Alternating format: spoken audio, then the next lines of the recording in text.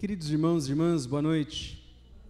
Com alegria nós nos reunimos na casa do Senhor para agradecer pelo livramento, pela proteção, pela salvação que Ele nos dá por meio do Senhor Jesus, pelo sustento e pelo pão de cada dia, pelo cuidado, pelo amor que Ele nos revela e que Ele nos permite estender uns aos outros, amor que enche o nosso coração e nos dá a paz que excede todo entendimento.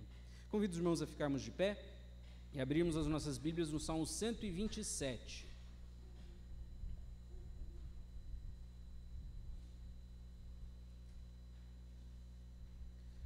Salmo 127. E nós faremos a sua leitura responsiva. Eu começo com os versos ímpares, os irmãos respondem com os pares, e assim a gente vai até o final.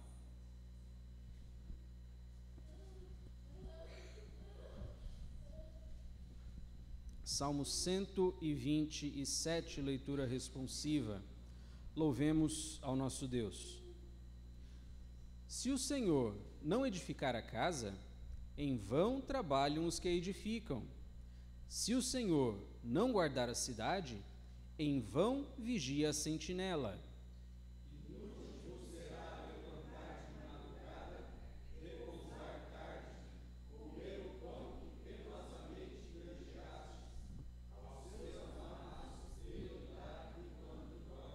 Herança do Senhor são os filhos, o fruto do ventre, o seu galardão. Como flechas na mão do guerreiro, assim os filhos da mocidade. Juntos. Feliz o homem que enche deles a sua aljava, não será envergonhado quando pleitear com os inimigos à porta. Amém. Nós vamos externar nossa confiança no nosso Deus, de que Ele guarda a nossa casa, de que Ele guarda a nossa cidade, de que Ele nos dá o nosso pão enquanto descansamos. E no 137, minha esperança firme está.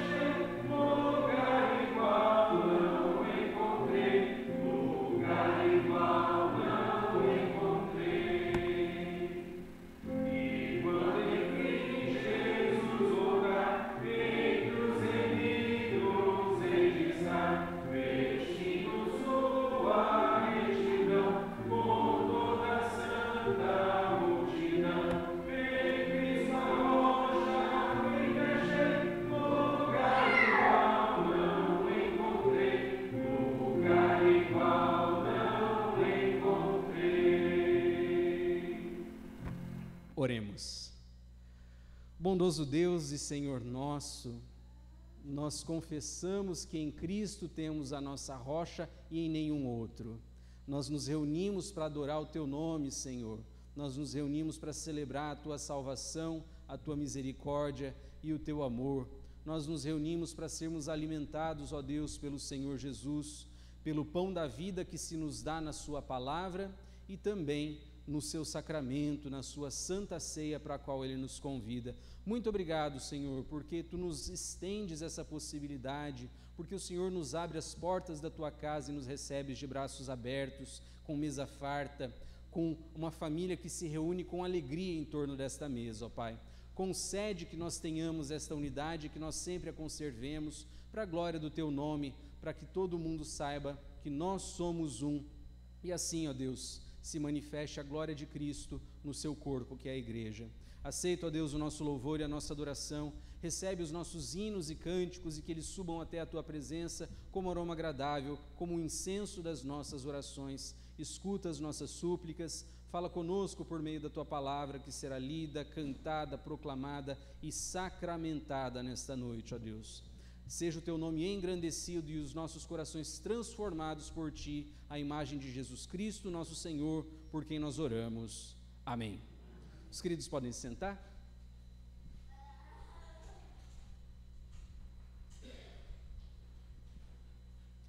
Texto que nos chama a contrição nesta noite, carta aos Hebreus, capítulo 9, os versos 24 a 28. O texto será projetado segundo a nova versão transformadora. Assim nos diz a palavra do Senhor.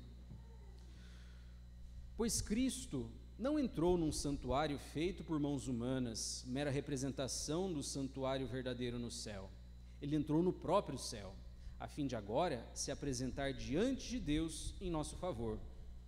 E ele não entrou no céu para oferecer a si mesmo repetidamente, como o sumo sacerdote aqui na terra, que todos os anos entra no lugar santíssimo com o sangue de um animal. Se fosse assim, ele precisaria ter morrido muitas vezes, desde o princípio do mundo. Mas agora, no fim dos tempos, ele apareceu uma vez por todas para remover o pecado mediante sua própria morte em sacrifício.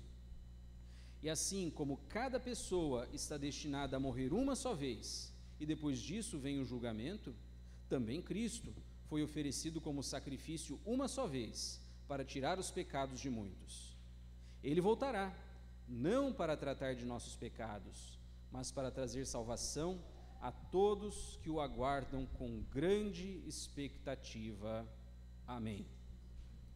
Então nós temos aqui o autor aos Hebreus já chegando à conclusão da sua carta nos seus argumentos finais, apresentando que ele vem desde o início da carta Jesus como nosso grande sumo sacerdote e ao mesmo tempo como o Cordeiro de Deus que tira o pecado do mundo, ao mesmo tempo sacerdote e vítima, sacerdote e animal do sacrifício. E o autor vai explicar que tudo aquilo que a gente vê no Antigo Testamento, aquele sistema de sacrifícios, em que uma vez por ano o sacerdote tinha que matar o animal e entrar no lugar santíssimo, morrendo de medo, né, porque quem entrasse ali indignamente morreria, e ali ele faz expiação pelos seus pecados usando aquele sangue e pelos pecados de todo o povo. E o autor dos Hebreus vai explicar que isso apontava para o que Cristo iria fazer de uma vez por todas, e fez. Então Cristo, de uma vez por todas, ofereceu o seu próprio sangue em sacrifício, e Ele mesmo pega desse sangue e apresenta na presença de Deus, no santuário dos céus, aquele que o templo aqui na terra apenas representava, apenas imitava, apenas apontava. Então Cristo, de uma vez por todas, se faz o nosso remidor, o nosso resgatador, o nosso sumo sacerdote, que trata de limpar os nossos pecados. Isso já está resolvido, diz o nosso autor. Quando ele voltar, não vai ser para tratar de novo dos nossos pecados, isso já está resolvido, de uma vez por todas ele resolveu. A nossa expectativa agora é que ele venha para executar de maneira definitiva a nossa salvação, para nos trazer junto de si. Essa é a nossa expectativa, mas nós nos deixamos tantas vezes nos levar por outras expectativas, por outras prioridades. Esse é o momento que nós temos para confessar ao nosso Deus que muitas vezes nós não fazemos dele a nossa prioridade, nós não fazemos dele a nossa grande alegria, a nossa grande esperança, mas deixamos as preocupações dessa vida ocuparem esse lugar. Tenhamos um momento de oração silenciosa, oração de confissão de pecados. Em seguida eu vou pedir ao nosso irmão presbítero Márcio nos elevar a Deus em oração. Oremos.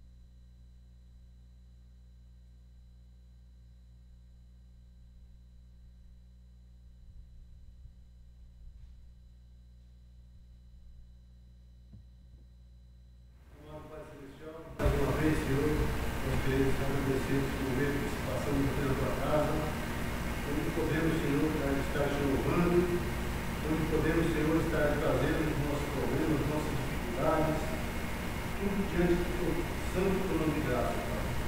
E dessa forma, Senhor, nós queremos, no meio, Senhor, nos conhecer os nossos corações, nos reconheces, e olha, Senhor, para aquilo que nós estamos fazendo, que não está de acordo com a tua vontade, com os teus preceitos, e nos transforme, Senhor, para que possamos tão somente fazer a tua vontade, ó Pai, o que é reto diante de ti, Senhor. Esteja perdoando tudo aquilo que todas as nossas omissões, os nossos pecados que praticamos contra os nossos irmãos, contra os nossos semelhantes, Pai, e que o Senhor, venha de forma direta, Senhor, nos orientar para que não tornemos a fazer. Nós oramos no santo nome do seu Filho Jesus. Amém. Fiquemos de pé. Mas agora, no fim dos tempos, ele apareceu uma vez por todas para remover o pecado mediante sua própria morte em sacrifício. Então, por meio do sangue de Cristo, nós recebemos a remissão dos nossos pecados, pleno perdão e paz com Deus. Deus Todo-Poderoso, tenha misericórdia de vós, perdoe todos os vossos pecados e vos conserve por sua graça no caminho da vida eterna. Amém. Perdoados dos nossos pecados, temos paz com Deus, paz que nós podemos estender ao nosso irmão, ao nosso próximo. Façamos isso saudando-nos uns aos outros com a paz do Senhor. Enquanto isso, o Ministério de Louvor vem à frente para nos conduzir em cânticos de louvor.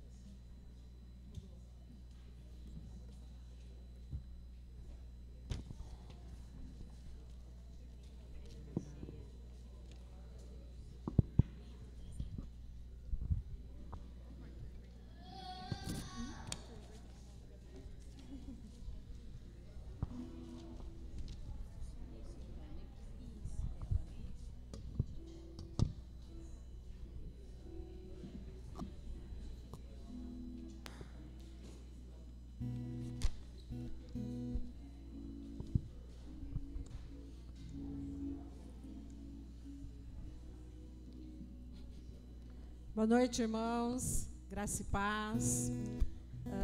Vamos louvar ao nosso Deus. Nós temos aqui um convite através do Salmo 150. Aleluia!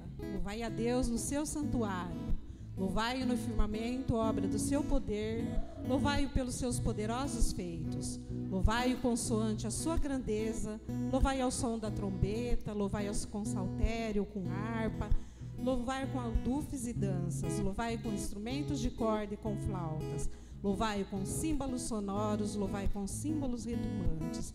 Todo ser que respira, louve ao Senhor. Aleluia. Vamos louvar ao nosso Deus agora. Vamos declarar o nosso amor ao nosso Deus. Grandes coisas tem feito em nosso meio.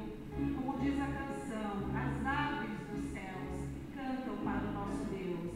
E na palavra diz: não valem nós mais que a erva do campo?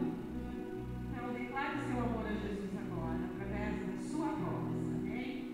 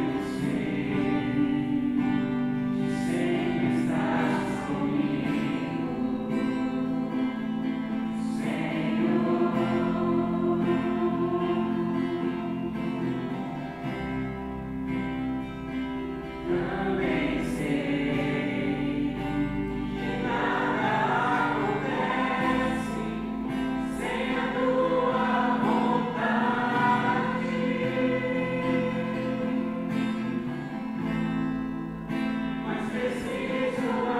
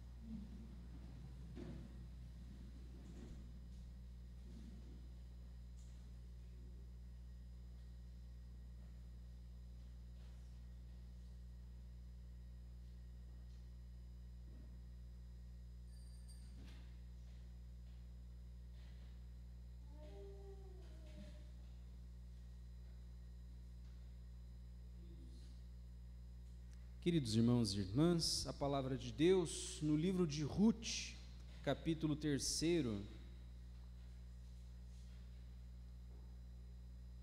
Essa semana o lecionário propôs a leitura deste livro, esta é a leitura do Antigo Testamento que ele propõe para hoje, para este domingo, que é o 25º após o Pentecostes.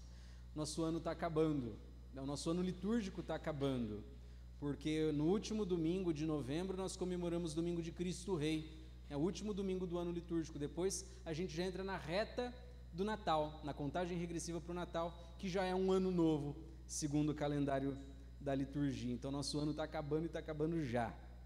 Graças a Deus, Ele nos tem dirigido, Ele nos tem guiado na leitura da sua palavra, e nós queremos buscar na sua palavra hoje também direção para nós. Ruth capítulo 3, eu vou ler os versos 1 a 5 e o capítulo 4 de 13 a 17. Assim nos diz a palavra do Senhor. Disse-lhe Noemi, sua sogra: minha filha, não hei de eu buscar-te um lar para que sejas feliz? Ora, pois, não é Boaz, na companhia de cujas servas estiveste, um dos nossos parentes? Eis que esta noite alimpará a cevada na eira. Banha-te e unge-te e põe os teus melhores vestidos e desce a eira, porém não te des a conhecer ao homem até que tenha acabado de comer e beber. Quando ele repousar, notarás o lugar em que se deita, então chegarás e lhe descobrirás os pés e te deitarás, ele te dirá o que deves fazer. Respondeu-lhe Ruth: tudo quanto me disseres, farei. Capítulo 4, verso 13. Assim tomou Boaz a Ruth, e ela passou a ser sua mulher, coabitou com ela, e o Senhor lhe concedeu que concebesse, e teve um filho. Então as mulheres disseram a Noemi: seja o Senhor bendito, que não deixou hoje de te dar um neto, que será teu resgatador, e seja afamado em Israel o nome deste. Ele será restaurador da tua vida e consolador da tua velhice, pois tua nora que te ama o deu à luz, e ela te é melhor do que 7 filhos. Noemi tomou o menino e o pôs no regaço e entrou a cuidar dele. As vizinhas lhe deram nome, dizendo: a Noemi nasceu um filho, e lhe chamaram Obed. Este é pai de Jessé, pai de Davi. Palavra do Senhor, pela qual damos graças a Deus. Oremos uma vez mais. Senhor nosso Deus, que em Jesus Cristo nos ensinaste que o amor é o cumprimento da lei, envia teu Santo Espírito sobre nós e derrama em nossos corações o sobremodo excelente dom do amor, de modo que te amemos com todo o nosso ser e ao nosso próximo como a nós mesmos. Por Jesus Cristo, nosso Senhor, que vive e reina contigo na unidade do Espírito Santo, um só Deus, agora e sempre. Amém. Muito bem. O livro de Ruth é um livro curtíssimo que você consegue ler em uma sentada, e eu recomendo que você faça, se você não está fazendo essa leitura picadinha pelo lecionário que a gente publica no grupo da igreja. Um dia essa semana você pode simplesmente ir, pegar e sentar, e em menos de 20 minutos você já leu tudo isso aqui. É curtinho e é uma história gostosa, é uma história tão legal que o pessoal da literatura pega isso aqui e diz: olha, você quer aprender a contar história? Lê isso aqui, lê esse livro aqui. É assim que se conta uma boa história, né? Todos os elementos de tensão estão presentes aqui. Como a história vem e tem reviravoltas e parece que vai dar certo, mas tem um percalço e depois dá certo, e no final a gente tem um final feliz, né? Então é uma história gostosíssima de ler, a gente lê muito rapidinho, e é uma história muito gostosa. Muito bem, vamos falar um pouquinho da parte técnica do texto. No Antigo Testamento grego, né, na Septuaginta, Juízes e Ruth vêm na sequência, como está na nossa Bíblia, né? Então a gente vem daquela sequência de livros que são históricos, né? Josué, Juízes, Ruth, 1 Samuel, e a história vai. Então, para os gregos que liam o Antigo Testamento, isso é história. Mas no hebraico, para o judeu, para aquele que primeiro pôs a mão nesse texto, que escreveu e que primeiro pôs a mão nesse texto, que primeiro pôs os olhos nele, Ruth vem colecionado junto com Ester, Cantares, Eclesiastes e Lamentações na coleção dos livros de sabedoria. O que isso importa para a gente, pastor? Importa tudo, Porque se você lê essa história simplesmente como a história de vida de uma moça que teve percalços e problemas e enviuvou e estava sem esperança na vida por causa disso e de repente encontrou um caminho e foi encontrada por Deus nesse caminho, legal. Mas se é uma história, que história bonita, legal, e para por aí. Agora, se você lê essa história como sabedoria, isso aqui tem coisa para trazer para a minha vida. Então, nós precisamos ler com essas duas dimensões em mente. Sim, é uma história bonita, né? Uma história que tem até uns tons de romance encaixados aí no meio, mas também é sabedoria para nós. E que sabedoria nós podemos tirar dessa história? A gente vai falar um pouquinho disso hoje. Segundo o capítulo 1, né? Nos dias em que julgavam os juízes, houve fome na terra. Então, quando essa história se passa? Na época dos juízes, um tempo que, se a gente voltar ao livro dos juízes, que tinha acabado de acabar, né? Página anterior é livro dos juízes ainda, era uma época em que cada um fazia o que achava certo, porque não havia rei em Israel, o pessoal estava assim meio perdido em como viver a vida, apesar de Deus já ter dado a lei. Então o pessoal estava meio perdido na vida, meio se desencontrando com aquilo que Deus tinha proposto na sua lei, na lei de Moisés. Então cada um fazia o que achava que era certo. Então a relação de Deus com o seu povo nessa época era muito de tentativa e erro, né? Eu vou tentar fazer isso aqui, se Deus abençoar vai dar certo, se Deus não abençoar não vai dar certo. E com isso a mecânica toda do livro de Juízes era: o povo começava a se afastar de Deus, Deus enviava, né, alguma opressão, algum povo inimigo, alguma dificuldade que os fazia se arrependerem e voltarem para Deus, e Deus levantava alguém para dar livramento. Essa é a mecânica do livro de Juízes inteirinho. Então, Juízes vai ser uma história muito mais política, uma história política do povo de Israel. É um livro que vai tratar de generais, de líderes fortes, de exércitos, de batalhas, de intrigas, de homens e mulheres que fazem a história com H maiúsculo, que definem os rumos da nação. É um jeito de ver a história. Ruth é a história de mulheres viúvas que estavam perdidas na vida sem muita esperança. É uma história muito mais humana, muito mais pé no chão, muito mais a ver com aquilo que a gente passa na nossa vida. A menos que você conheça grandes generais que passam por batalhas, e o Brasil não entra numa grande batalha faz muito tempo, desde a Segunda Guerra, mas a menos que você conheça gente que faz história, né, grandes políticos, presidentes, governadores, a história de Ruth tem muito mais a ver com a gente do que a história de Juízes tem a ver com a gente. Então é uma história muito mais humana, muito mais presente. Quem não conhece aqui a gente que é viúva, gente que teve que enfrentar a morte e reencontrar o seu pé, reencontrar o chão debaixo do seu pé e se levantar e tentar refazer a vida depois de um encontro com a morte dentro da família. Aqui nós temos gente que passou e passa por essa história de vida. Então é uma história que tem muito mais a ver com a gente. Ruth pode ser lido até como um livro romântico. A história dela com Boaz é uma história bonita, né? O Boaz fica admirado de como ela trabalha para ajudar a sua sogra, fica encantado com esse testemunho de vida, né? Se afeiçoa a ela, protege a moça no meio do seu trabalho, e a sogra dá aquela mãozinha para os dois se encontrarem romanticamente, não apenas, né, nessa relação de uma pessoa que fazia generosidade, que fazia caridade, né? E Deus levanta aqui no meio uma história de libertação e de resgate que eu quero explorar hoje também. Mas muito mais do que a história romântica de Ruth com Boaz, que vai resultar no nascimento de Obed, depois de Jessé, depois do rei Davi, né, de Davi que vai se tornar o grande rei, o modelo de rei para Israel, muito mais do que essa história que vai gerar Davi, o livro de Ruth vai tratar de amizade, de um testemunho de amizade, de um testemunho de fidelidade a uma amizade que se estende pelos anos e que deixa para trás, inclusive, outras conveniências, outras facilidades, outras seguranças. Então é disso que eu quero falar principalmente nessa noite. A gente conhece a história, a gente vai fazer um resuminho dela também.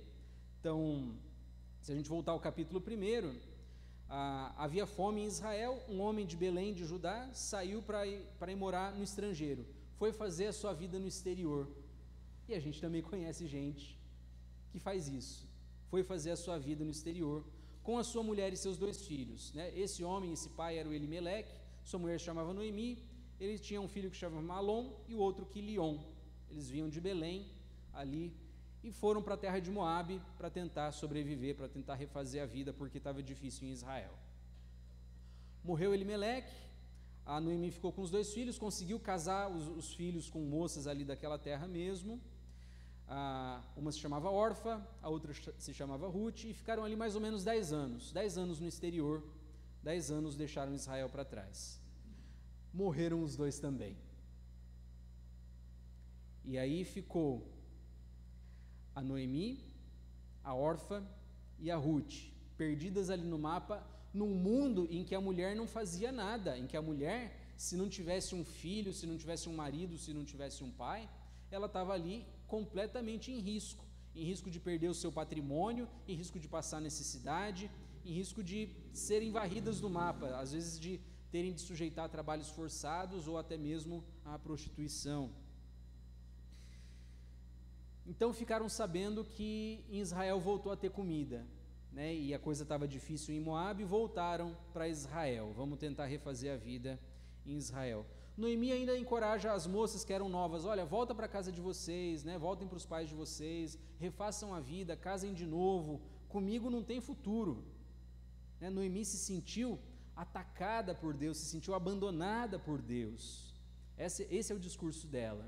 Olha, o Senhor não está feliz comigo, Ele me trouxe essa tragédia toda, e ela se tornou uma pessoa amarga. Quando ela volta para Israel, o pessoal, olha, Noemi voltou, e Noemi significa uma pessoa agradável, né? O sentido do nome, pessoa alegre, agradável. Não me chame de Noemi, não, me chame de Mara, me chame de amarga, porque eu estou amargurada com tudo que aconteceu comigo. Mas ela fala para suas noras: olha, comigo não tem futuro, eu não vou gerar outros filhos para vocês casarem com eles, né? Volta para a casa de vocês, procurem a segurança da família de vocês, casem de novo e vão refazer a vida. A Orfa reluta um pouco, mas atende o pedido da sogra, atende a recomendação da sogra. A Ruth não. E a Ruth vai falar: olha, o seu Deus vai ser o meu Deus, onde você estiver eu vou junto, eu não vou desgrudar de você. Esse é o tamanho do amor, que abre mão até de uma forma mais fácil de refazer a vida, porque ela era apegada, porque ela tinha esse amor para com a sua sogra. E então chega a época de colheita, era a colheita da cevada, e existe uma lei em Israel que, enquanto você está colhendo, aquilo que você derrubar, você não pode voltar para pegar. Aquilo que cai e que você não colhe, né, que fica para trás, é do pobre, é do estrangeiro, é do órfão, é da viúva. É a lei da respiga, né? Você não volta para pegar aquilo que ficou para trás, isso é do pobre. Então existia essa lei, mais ou menos era bem cumprida conforme cada dono, conforme cada fazendeiro. Mas Ruth, né, assim que elas se instalam, nessa época de colheita, ela vai: olha, eu vou atrás de colher ali esse restinho de colheita, né, vou fazer respiga nos campos. Ela vai parar no campo de um moço que se chama Boaz, um senhor que se chama Boaz, que era da família do marido da Noemi. Então, ela entra nesse campo, começa a trabalhar, e chama a atenção do fazendeiro, chama a atenção do Boaz. Olha como é que ela está, né? Está empenhada, está aí, né, o dia inteiro trabalhando forte. Ele vai se informar com os funcionários para saber disso. Então ele chega para essa moça e fala: olha, continua trabalhando aqui na minha terra, né, para você não sofrer nenhum mal. Afinal ela era estrangeira, e o estrangeiro não valia muita coisa, ela podia ser atacada, ela podia ser abusada, ela podia sofrer várias violências. E o Boaz fala isso para ela: olha, fica aqui, trabalha com as moças que trabalham comigo, toma a água que os meus peões tiram do poço, mas fica por aqui. Porque ele vai dizer: olha, bem me contaram tudo quanto fizeste a tua sogra depois da morte do teu marido, e como deixaste a teu pai e a tua mãe, e a terra onde nasceste, e vieste para um povo que antes não conhecias. Então esse testemunho de vida, essa amizade, fica marcada não apenas na vida da sua sogra, mas é um testemunho que se espalha. É um testemunho que se espalha. E é esse o contexto. Estava acabando a colheita já. Depois do primeiro dia que a Ruth trabalha lá, ela traz a colheita, o resultado da colheita para sua sogra. Olha, de onde você trouxe tudo isso, né? Colheita boa. Ó, do campo do Boaz. Menina, esse Boaz é parente nosso. Na lista da sucessão ele é nosso resgatador. Se ele foi bonzinho com você, ele pode ter interesse em ser o seu resgatador. Por quê? Noemi e Ruth necessitavam de um resgatador. O que era isso? Qual era o papel do resgatador no Antigo Testamento? Era alguém que a lei encarregava de buscar a restauração de uma pessoa próxima que caiu em desgraça. Então, por exemplo, se morreu alguém próximo da família, morreu uma situação meio suspeita, esse resgatador tinha obrigação de correr atrás para ver o que aconteceu e, se fosse o caso, fazer a vingança. Se fosse o caso, ir atrás da justiça. Ele era o vingador do sangue, o resgatador. Mas ele também agia em casos mais leves, né? Se o seu parente se endividou e teve que vender uma propriedade para escapar dessa dívida, o resgatador tinha o papel de comprar essa propriedade, para não deixar a família ficar sem patrimônio. Se o meu parente estava ameaçado de cair em escravidão por dívida, ele não tinha mais nada com que pagar, ele ia ter que trabalhar para pagar a dívida, né? Se tornar escravo para pagar a dívida. Também era papel do resgatador ir lá e comprar essa alforria para não deixar ele se tornar escravo, salvar do cativeiro ou salvar da perdição. E o outro papel que o resgatador tinha era o da lei do levirato. O que era isso? Se um homem da família morresse sem filhos, era papel do homem mais próximo se casar com a viúva e ter um filho com a viúva no nome do morto, para a herança não se perder, para o nome não se perder. Então esses papéis do resgatador estão presentes aqui, e tudo isso é ilustrado na história do nosso livro. Então o resgatador tinha esse papel de salvar do cativeiro, de salvar da perdição, que fosse a perdição do nome, era ser aquele que trazia de volta ao estado anterior, que garantia a situação de vida daquela pessoa. E Deus se apresenta em todo o Antigo Testamento como resgatador de Israel. Ele é o grande resgatador de Israel, ele é aquele que age quando Israel está enfiado em escravidão lá no Egito, para resgatar o povo de Israel do Egito. Deus é o resgatador do seu povo, é aquele que se levanta para salvar o seu povo quando os inimigos começam a agir ali no período dos juízes, também durante o período dos reis. Deus é o resgatador de Israel, é aquele que vem desfazer os efeitos da maldade, os efeitos da morte, os efeitos do pecado, porque se a gente passa por tudo isso, por morte, por doença, por pecado, por exploração, é por causa do pecado, né? É a desagregação que o pecado gera na nossa vida. Então Deus se faz o resgatador de Israel, ele se apresenta assim durante todo o Antigo Testamento. Então, Noemi e Ruth necessitavam de um resgatador, e Deus levanta esse resgatador. Calhou da Ruth ir procurar, né, um campo para fazer respiga, para colher, e calhou de ser no campo do parente, e ele gostou dela, ele se engraçou com ela, achou graça diante dele. Já estava acabando o tempo da colheita e Noemi precisava agir, então ela age, ela ensina como se fazia em Israel, olha, como é que você vai fazer para se tornar resgatada por esse camarada, né? Você vai agir para conquistá-lo também. Então, Noemi e Ruth necessitavam de um resgatador, né? Para escapar dessa situação de desamparo, para escapar da dissipação do patrimônio, né? Aquelas terras todas iam para leilão, iam de alguma outra forma se perder, e acabar a família do Elimeleque, o nome da família ia sumir. Então isso precisava ser resolvido. Elas precisavam de um resgatador, Israel precisava de um resgatador, nós precisamos de um resgatador.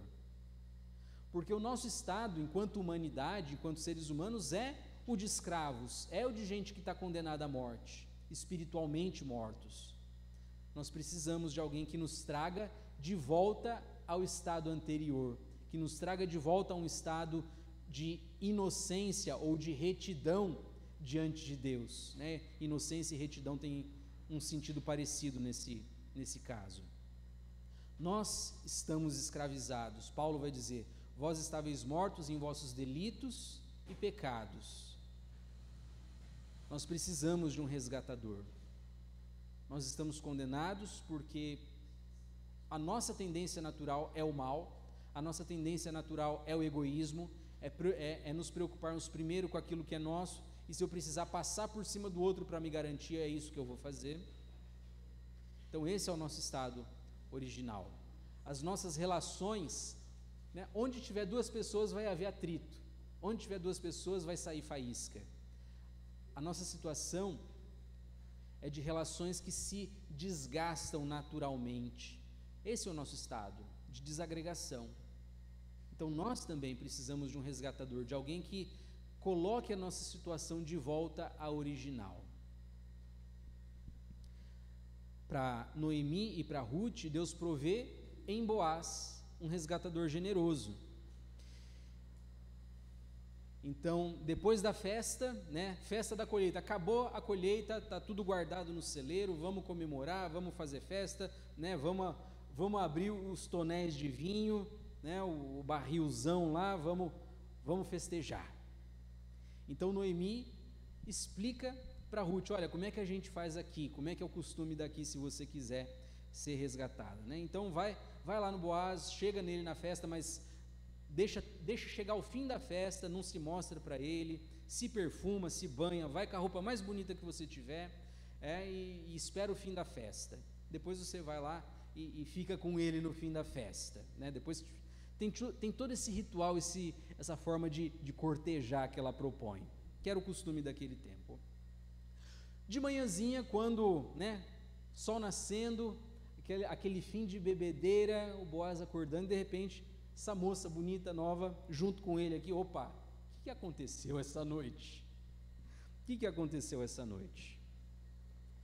Então, ele vai conversar: quem é você, né? O que está acontecendo aqui? Eu sou Ruth, sua serva, né? E estende a sua capa sobre mim, ou seja, me toma para sua família, porque você é o meu resgatador. E ele sabia disso. Olha, minha filha, bendita é você, né? Capítulo 3, versículo 10, que você não quis ir atrás de um moço jovem, bonito, forte, para você refazer a sua vida, mas você olhou com bondade para esse velho caído aqui. Mas eu não sou o resgatador mais próximo, tem um que tem preferência na fila da família. Então, deixa que eu vou tentar me resolver com ele. Se ele não quiser te resgatar, né, então eu caso com você e a gente resolve tudo isso.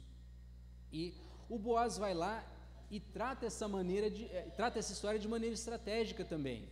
Ele fala para esse parente, né, ele senta lá na porta da cidade, como os anciãos faziam, olha, né, e ele está passando esse cara, ele chama, senta aqui. Ele chama um monte de testemunha também, 10 testemunhas, como era preciso em negócio de imóvel. Senta aqui todo mundo, olha, tem um imóvel assim, assado, do Elimeleque, que faleceu, né, e está aí, esse imóvel está à venda. Você quer resgatar? Você tem a preferência. Uai, me interessa. Só que você tem que casar com a viúva também. Opa, aí eu não posso, porque aí vai prejudicar a herança da minha família.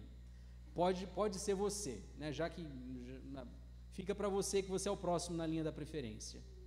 Então, o Boaz também é estratégico na hora de tratar isso. Ele se interessava pelo bem da moça. Por quê? Porque ele foi tocado pelo testemunho dela. Então, ela não quis a segurança de voltar para a família do pai, ela quis amparar a sua sogra nessa situação de desamparo, ela não quis deixar a sogra sozinha. Esse testemunho de vida é um testemunho que frutifica, e frutifica para ela, em ela conseguir, então, um resgatador, né, em ser alcançada por esse resgatador. Então, é um testemunho de fé que frutifica. O Boaz gera um filho que a Ruth entrega para a sogra dela, porque ele ia ficar no nome da família do falecido, E aí continua a linhagem de Elimeleque, os próximos filhos que ela tivesse eram do Boaz mesmo, né? Iam ficar no nome do Boaz mesmo. Mas esse filho de Elimeleque vai desembocar na linhagem de Davi. Então Deus provê em Boaz um resgatador generoso para Ruth, por causa do testemunho que ela deu. E Deus nos provê em Jesus um resgatador generoso, né? E essa história de Ruth vai frutificar na própria vinda do Senhor Jesus, porque Davi é ascendente do Senhor Jesus. Então, uma estrangeira, vamos lembrar que o judeu não se dá com estrangeiros, mas uma estrangeira vai fazer parte da genealogia do Senhor Jesus, né? A genealogia de Jesus é maravilhosa, né? Tem prostituta, tem estrangeira, tem gente da melhor qualidade. Acontece nas melhores famílias, acontece na família de Jesus, acontece na nossa também. Profundamente humano, Jesus se encarna e se torna um de nós, inclusive com essas histórias esquisitas de família que todos nós temos também. Então a linhagem de Davi desemboca na linhagem do Senhor Jesus. Deus dividiu a história da humanidade pelo envio desse resgatador generoso em Jesus, né? A história da humanidade é antes de Cristo e depois de Cristo.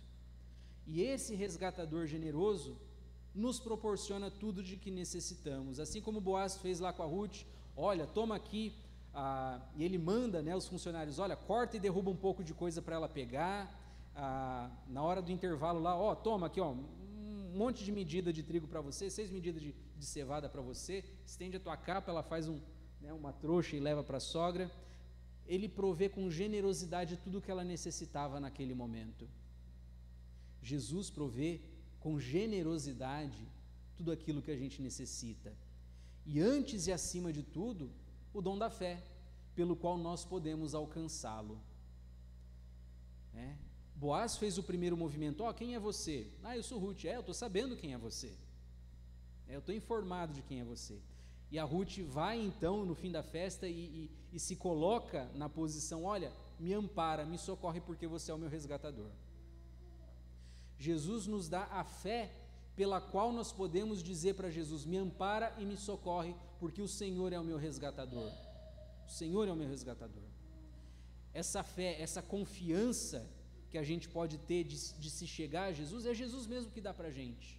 O dom da fé é o primeiro dos dons espirituais. Mas a gente precisa exercitá-lo. A gente precisa exercitar o dom da fé. É preciso reconhecer que a nossa situação deplorável não tem recurso a não ser por meio de Jesus. Precisamos estender a nossa mão necessitada àquele que tem toda a condição de nos ajudar. Jesus é o nosso resgatador.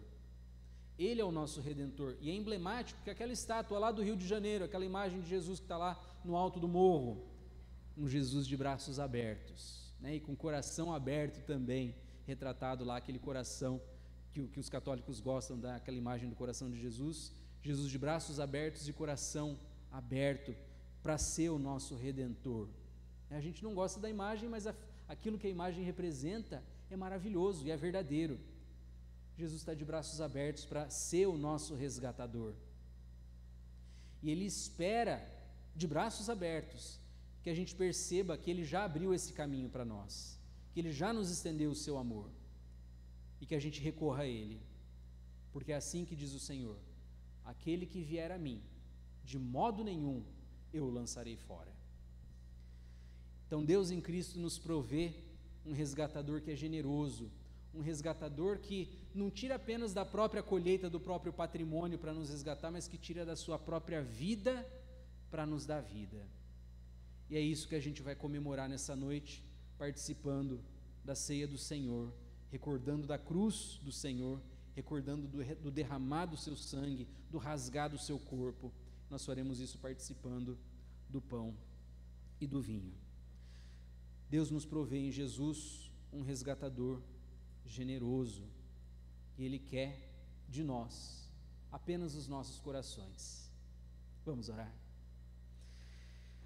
Pai querido, nós Te agradecemos porque o Senhor age não apenas por meio de generais, e reis e presidentes, mas o Senhor age na vida de pessoas comuns como nós.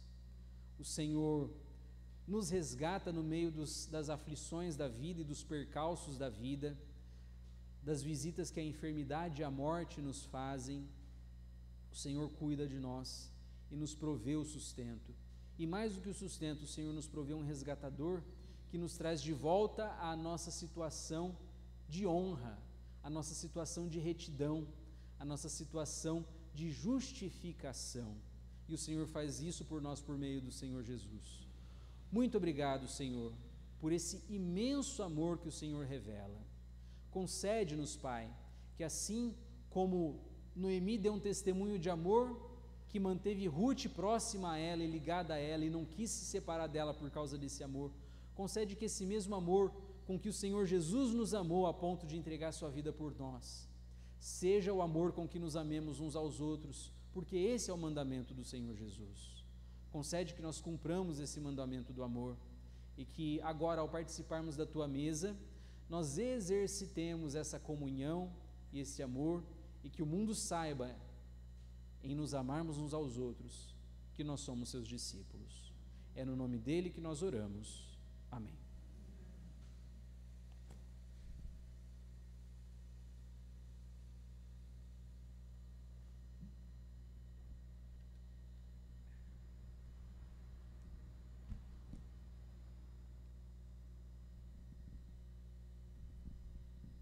Fiquemos de pé. Nós vamos afirmar nossa fé nesta noite, refletindo esse tema da soberania de Deus, esse tema de que Ele provê todas as coisas para o nosso bem, que nós cantamos desde o momento de louvor e que nós vemos acontecendo na história de Ruth e de Noemi. Nós vamos afirmar nossa fé respondendo a pergunta número 1 do Catecismo de Heidelberg, que é um dos documentos da Reforma. Façamos juntos essa pergunta, eu faço a pergunta e todos respondemos juntos. Qual é a sua única segurança na vida e na morte?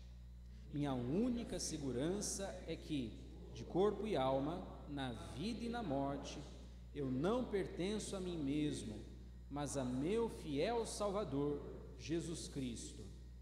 Ele pagou por todos os meus pecados com seu precioso sangue, e me libertou da tirania do diabo. Ele também zela por mim de tal forma que nem um só fio de cabelo cai da minha cabeça sem que meu Pai Celeste o saiba e permita. Na verdade, todas as coisas cooperam para a minha salvação. E porque pertenço a Jesus Cristo, Ele, por seu Santo Espírito, me assegura da vida eterna e me dispõe, pronto e de todo o coração, a viver somente para Ele.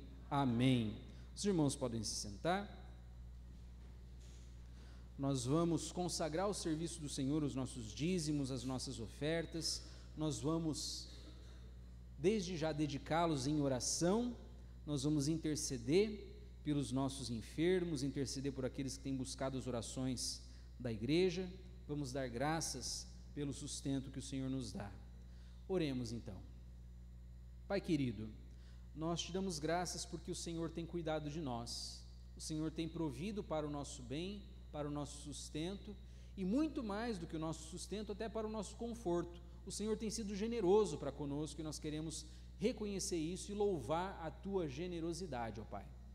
Nós queremos fazer isso entregando também os nossos dízimos e as nossas ofertas, consagrando ao serviço da tua casa, ao serviço do necessitado, os alimentos para as cestas básicas também, nós consagramos ao teu serviço e queremos rogar que o Senhor dê sabedoria ao conselho, à mesa diaconal, na administração desses recursos, para que eles sejam resposta de oração para aqueles que serão socorridos por meio desses recursos, ó Pai. E concede e multiplica esses recursos para que haja mantimento na tua casa, ela possa honrar os seus compromissos, e em tudo o nome do Senhor Jesus seja glorificado na vida desta igreja, desta comunidade, ó Pai. Nós queremos confiar a tua misericórdia, os queridos que se encontram enfermos e têm pedido as nossas orações. Queremos agradecer porque o Senhor tem cuidado do nosso irmão Jair, o Senhor tem lhe concedido melhora, tem concedido melhora à sua vista e também ao seu quadro de infecção. E rogamos, Pai, que o Senhor lhe conceda a melhora completa, a cura, para que ele possa desfrutar de todos os benefícios que o Senhor já lhe tem concedido a partir desse transplante também, ó Deus. Nós queremos rogar também em favor da nossa irmã Durley, do nosso irmão Paulo Sérgio, e que o Senhor os visite na sua enfermidade, nos seus leitos de enfermidade, para que eles se vejam livres e libertos de todos esses males, ó Deus, que o Senhor lhes conceda voltar para casa e desfrutar de saúde, desfrutar de plena recuperação, desfrutar do bom efeito do tratamento que o Senhor pode dar e da tua ação direta também por meio do teu Espírito nas suas vidas, nos seus corpos e nos seus corações, ó Deus. Queremos rogar ainda por aqueles que têm sofrido em sua mente, em seu coração, em suas emoções. Nos lembramos do Júlio, nos lembramos da Camila também, ó Pai. Que o Senhor os visite nas suas aflições, nas suas dores, nas suas depressões, nas suas ansiedades, e que o Senhor mesmo lhes conceda a paz que excede todo o entendimento. Visita-os com seu Espírito Consolador, e a todos esses irmãos e a nós também, ó Deus. Concede que esses momentos de percalço e de dificuldade nos aproximem de Ti e sejam, afinal, motivo de gratidão para cada um de nós, ó Deus. Tudo isso nós pedimos e agradecemos, confiados em Jesus Cristo, nosso Senhor, a quem contigo e o Espírito Santo sejam toda a honra e toda a glória pelos séculos dos séculos. Amém. Fiquemos de pé, nós vamos cantar o hino 190, e os irmãos que vieram preparados para isso podem consagrar ao serviço do Senhor os seus dízimos e as suas ofertas.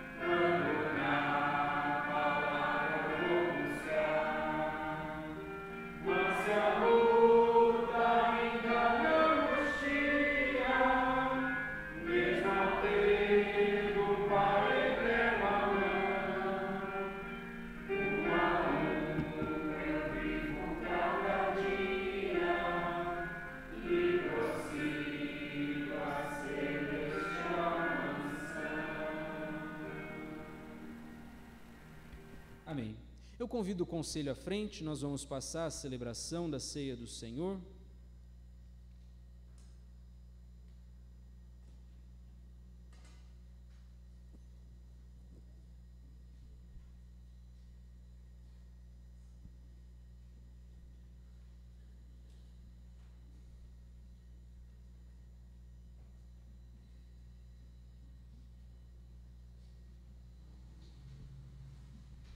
É preciso lembrar que essa mesa pertence ao Senhor Jesus, não a esta comunidade de fé apenas, não à igreja presbiteriana apenas, mas a todos aqueles que amam o Senhor Jesus e reconhecem que necessitam do seu resgate. Se você se reconhece dependente do Senhor Jesus, essa mesa é para você. Você é convidado a dar testemunho da sua fé, participando do pão e participando do cálice.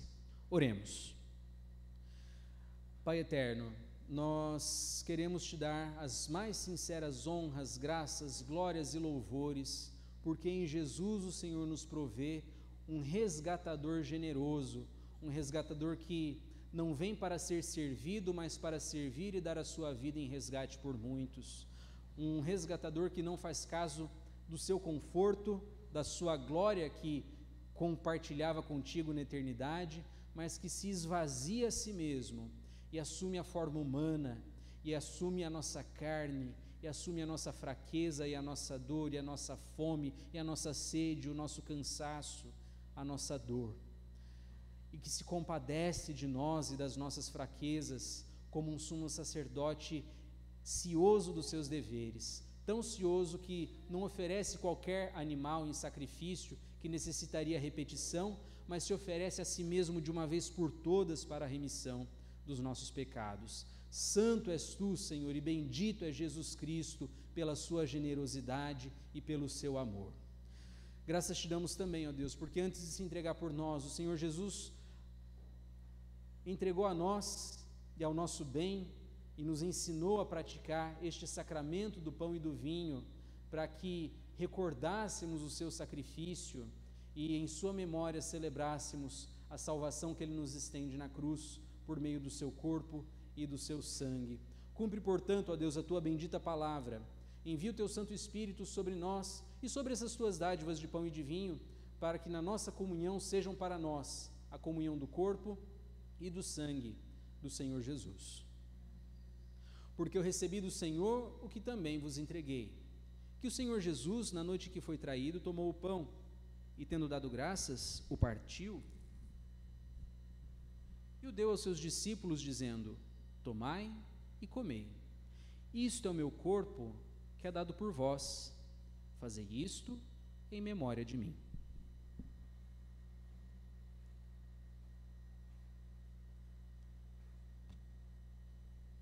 Por semelhante modo, após haver enceado, tomou o Senhor também o cálice, o abençoou e o deu aos seus discípulos, dizendo: tomai todos e bebei, este cálice é a nova aliança no meu sangue, derramado por vós e por muitos, para a remissão dos pecados. Bebei dele todos, fazei isto em memória de mim.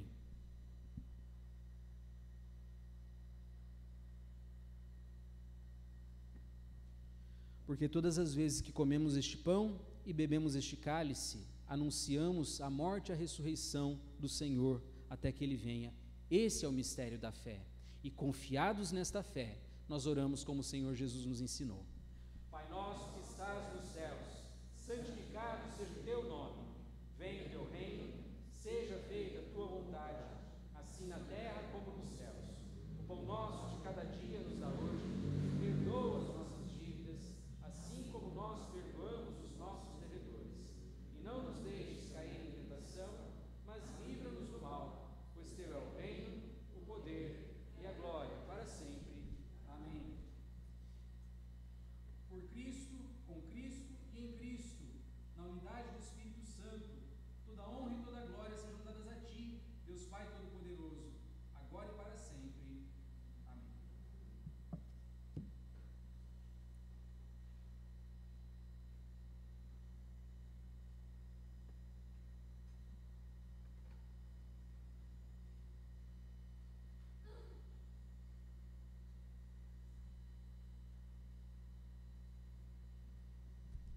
Nós vamos participar como temos feito de costume. Se você deseja participar da ceia do Senhor, permaneça de pé. Ao passarem os elementos, você recebe o pão, você recebe o cálice, se assenta e aguarda para que nós possamos cear juntos, representando assim a unidade do corpo de Cristo. Enquanto os elementos são distribuídos, nós cantamos o hino 212, Bondoso Amigo.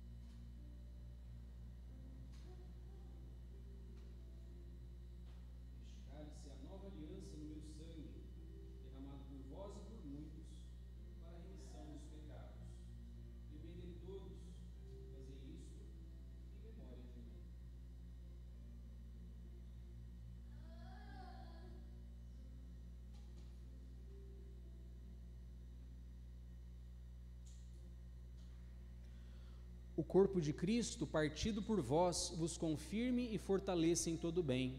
Comei em memória de haver Cristo morrido por vós, e dele alimentai-vos pela fé em vossos corações, com ações de graças.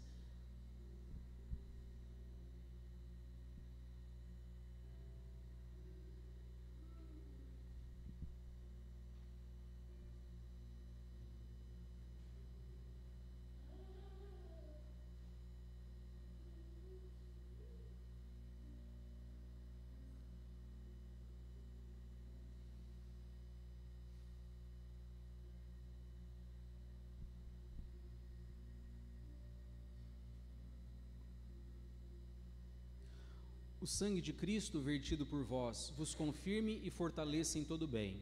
Bebei em memória de haver Cristo morrido por vós e sede agradecidos.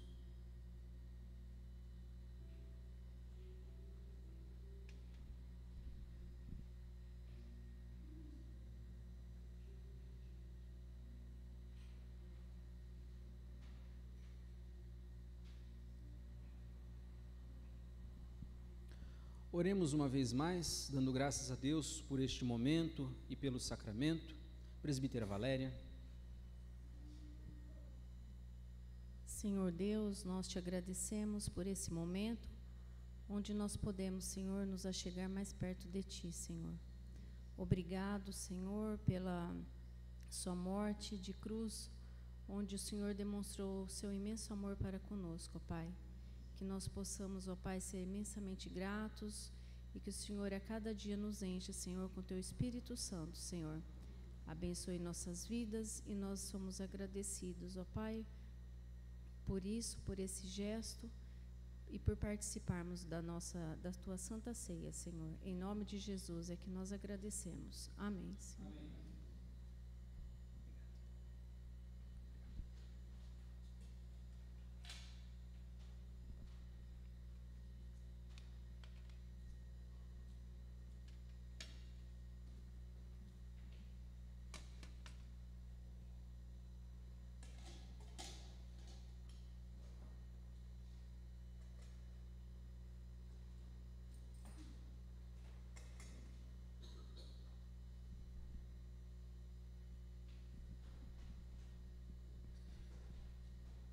Queridos irmãos e irmãs, o texto que nos despede da nossa celebração nesta noite, o Evangelho de Marcos, capítulo 12, os versos 38 a 44. Ouçamos o Evangelho do Senhor. Jesus também ensinou: cuidado com os mestres da lei. Eles gostam de se exibir com vestes longas e de receber saudações respeitosas quando andam pelas praças. E como gostam de sentar-se nos lugares de honra nas sinagogas e à cabeceira da mesa nos banquetes. No entanto, tomam posse dos bens das viúvas de maneira desonesta e depois, para dar impressão de piedade, fazem longas orações em público. Por causa disso, serão duramente castigados.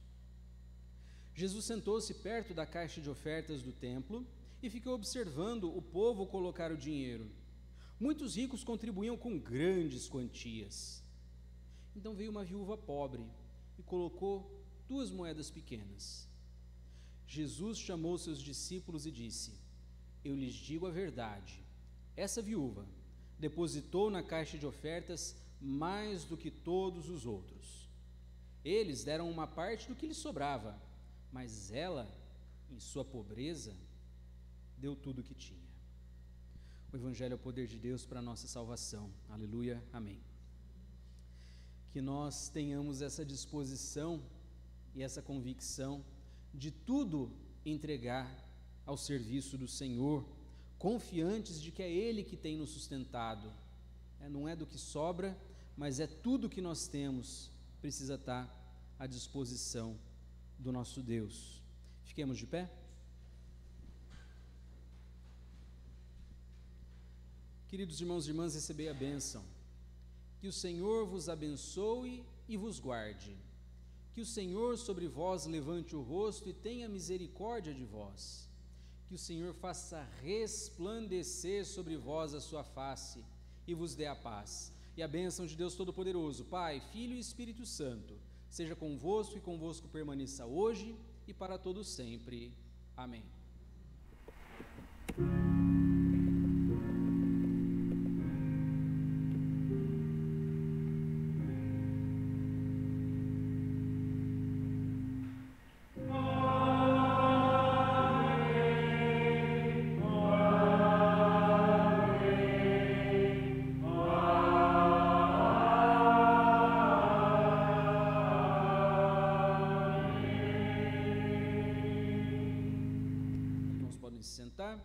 Quero agradecer a presença de todos, a igreja está muito bonita hoje.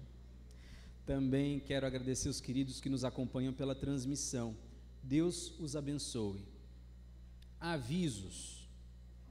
Nessa semana, ensaio do coro segunda e quarta. Reta final de cantata, ensaio extra, é assim mesmo que funciona.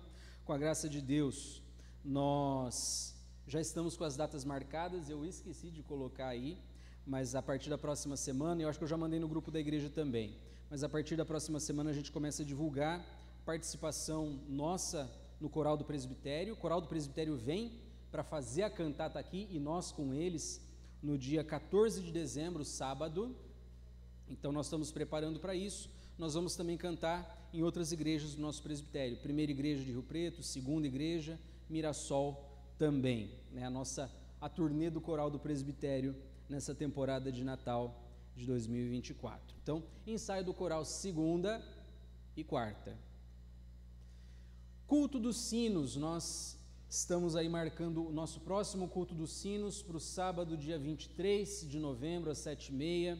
momento da gente render graças a Deus, porque Ele tem cuidado de nós e tem respondido muito favoravelmente às nossas orações por saúde. Ele tem provido curas, Ele tem aberto portas para irmãos serem operados, receberem cirurgia, receberem o tratamento de que precisam, e nós vamos dar graças a Deus por isso. Os irmãos vão ter a oportunidade de dar o seu testemunho, de convidar os seus familiares, amigos, os médicos, os enfermeiros, todo mundo que se alegra com essa melhora, você tem a oportunidade de convidar. Então nós vamos fazer isso mais uma vez no dia 23 de novembro, culto dos sinos. Próxima aula da nossa escola dominical, no próximo domingo às 9 da manhã, a gente vai ler a primeira carta de João. Ela é curtinha, você pode separar um tempo para ler ela essa semana, para a gente chegar aqui com ela inteirinha lida, para a gente discutir com maior propriedade. A escola dominical é a ocasião da gente construir junto o nosso conhecimento da fé, da gente se aprofundar no nosso conhecimento do nosso Deus e da sua palavra, que é luz para a nossa vida.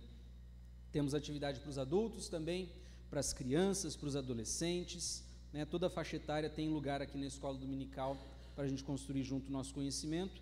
E para os adultos, primeira carta de João, no próximo domingo. Culto das primícias. Quinta-feira, dia 28 de novembro, é Dia Nacional de Ação de Graças. E como é Dia de Ação de Graças, nós vamos render graças a Deus no culto dos sinos, especificamente pela saúde, mas outras bênçãos a gente tem a oportunidade de render graças a Deus no culto das primícias, né? Tem toda aquela tradição da gente fazer aquela mesa de cereais, aquela coisa de colheita. Nós não somos uma comunidade agrícola muito mais, mas é parte da nossa tradição, render graças a Deus nessa época do ano, fechar o nosso ano, e o nosso ano litúrgico também, porque logo depois vem a temporada de Advento e Natal. Então, encerrar o ano dando graças a Deus pelas bênçãos que Ele nos deu ao longo deste ano. Um dos costumes no culto da primícia é a gente fazer uma oferta especial. Se Deus te abençoou de maneira especial ao longo do ano, você é convidado também a fazer uma oferta especial em gratidão ao nosso Deus. Você tendo essa capacidade, você se sentindo abençoado e grato, você tem a oportunidade de externar sua gratidão também. Depois do culto, né, a ação de graças, a gente herdou esse feriado da cultura americana, essa data da cultura americana, para eles é o grande jantar da família, mais importante até do que o nosso de Natal. Então a gente vai ter um jantar comunitário aqui também. Então nós vamos ter essa ocasião de render graças a Deus em culto das primícias, na sequência um jantar de ação de graças também em família da fé, nós vamos participar. Então converse com a diaconia, a gente vai organizar direitinho quem traz o que para ficar gostoso, para todos podermos participar. Esses são os nossos avisos. Queridos irmãos e irmãs, vamos em paz, que o Senhor nos abençoe. Amém.